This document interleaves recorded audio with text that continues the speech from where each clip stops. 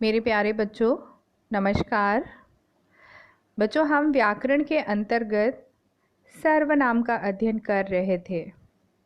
हमने पिछले वीडियो में ये सीखा कि सर्वनाम किसे कहते हैं और सर्वनाम के कितने भेद होते हैं। और सर्वनाम का प्रथम भेद पुरुषवाचक सर्वनाम और निश्चयवाचक सर्वनाम, इसका अध्ययन हम कर चुके हैं। आज हम आगे बढ़ते हैं। सर्वनाम का तीसरा प्रकार है अनिश्चयवाचक सर्वनाम। बच्चों, जैसा नाम से ही प्रतीत हो रहा है, जो सर्वनाम शब्द किसी निश्चित व्यक्ति या वस्तु का बोध नहीं कराते हैं। अनिश्चित अर्थात अनिश्चित, निश्चित नहीं। तो जो सर्वनाम शब्द किसी निश्चित व्यक्ति या वस्तु का बोध नहीं कराते हैं, वे अनिश्चयवाचक सर्वनाम कहलाते हैं। जैसे कोई आ रहा है। अब कोई शब्द है तो कोई से हमें स्पष्ट ही नहीं हो रहा है कौन आ रहा है। कोई अनिश्चित। दरवाजे पर कोई खड़ा है, इससे भी स्पष्ट नहीं हो रहा है कि कौन खड़ा है। स्वाद में कुछ कमी है। अब क्या कमी है? दूध में कि कुछ गिर गया। किसी ने मेरी पेंसिल ले ली। किसने ले ली? नहीं पता, अज्ञात है।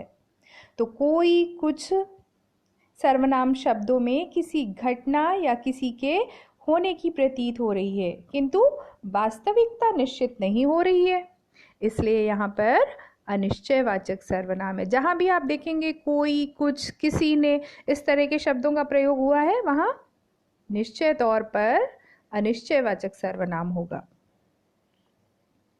बच्चों, चौथा प्रकार है संबंधवाचक सर्वनाम।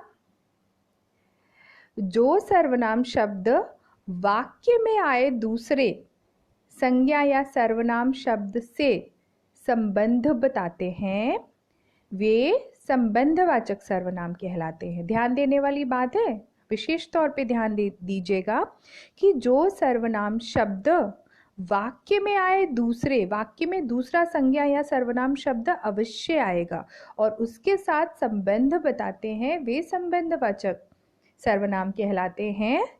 जैसे जो कर्म करेगा फल उसी को प्राप्त होगा।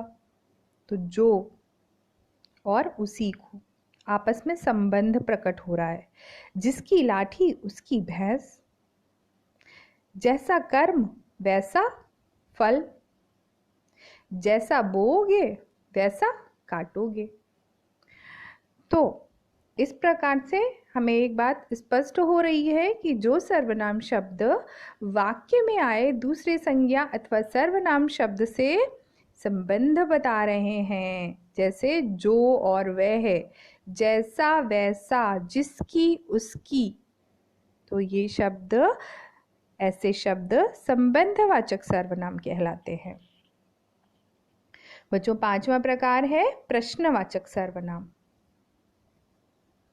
बच्चों, प्रश्नवाचक सर्वनाम वे सर्वनाम होते हैं जिनका प्रयोग किसी संज्ञा या सर्वनाम के विषय में प्रश्न पूछने के लिए किया जाता है। प्रश्न पूछने के लिए हम जिन सर्वनाम शब्दों का प्रयोग करते हैं वे प्रश्नवाचक सर्वनाम कहलाते हैं। बहुत आसान है, जैसे कौन, किससे, क्या, तो ये सब क्या है? प्रश्नवाचक सर्वनाम के शब्द हैं। जैसे तुम क्या कर रहे हो, तो यहाँ पर जो क्या शब्द है वह प्रश्नवाचक सर्वनाम है। क्या राम पास हो गया? मास्टर जी का क्या नाम है? वहाँ कौन खड़ा है? कौन आया है? किससे बात कर रहे हो? क्या खाओगे? तो इस तरह कौन, किससे, क्या, इन सभी से प्रश्न पूछने का बोध हो रहा है, इसलिए यहाँ पर प्रश्नवाचक सर्वनाम है।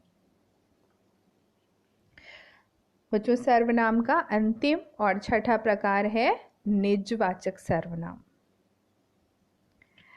निजवाचक सर्वनाम के अंतर्गत वाक्य में जिन सर्वनामों का प्रयोग कर्ता के साथ अपनेपन का बोध कराने के लिए किया जाता है, वे निजवाचक सर्वनाम कहलाते हैं। अर्थात कर्ता अपने लिए जिन सर्वनाम शब्दों का प्रयोग करता है वे निजवाचक सर्वनाम कहलाते हैं। यहाँ पर जो परिभाषा दी है उससे भी समझ लेते हैं कि जो सर्वनाम तीनों पुरुषों उत्तम, मध्यम और अन्य में निजत्व का बोध कराता है उसे निजवाचक सर्वनाम कहते हैं। जैसे मैं खुद लिख लूंगा, मतलब खुद स्वयं, मैं स्वयं लिख लूंगा। तो मैं और खुद, जो खुद शब्द है वह निजवाचक है। तुम अपने आप चले जाना, अपने आप, वह स्वयं गाड़ी चला सकती है, स्वयं। तो इन वाक्यों में खुद, अपने आप और स्वयं शब्द निजवाचक सर्वनाम है। कुछ और उदाहरण देख लेते हैं। मैं अपना कार्य स्वयं करता हूँ, तो अपना। मेरी माता भोजन अपने आप बनाती हैं, अपने आप। मैं अपनी गाड़ी से जाऊंगा, अपनी। मैं अपने पिताजी के साथ जाऊंगा, तो अपने। इन शब्दों से स्वयं कार्य करने का, स्वयं के लिए कर्ता प्रयोग कर रहा है, निजत्व का बोध हो रहा है, इसलिए इन सब में निजवाचक सर्वनाम है। बच्चों, पुस्तक से पाठ को भली भांति पढ़िएगा और इसके पश्चात पाठ से संबंधित अभ्यास कार्य अपनी उत्तर पुस्तिका में ही करिएगा। आज के लिए इतना ही। धन्यवाद।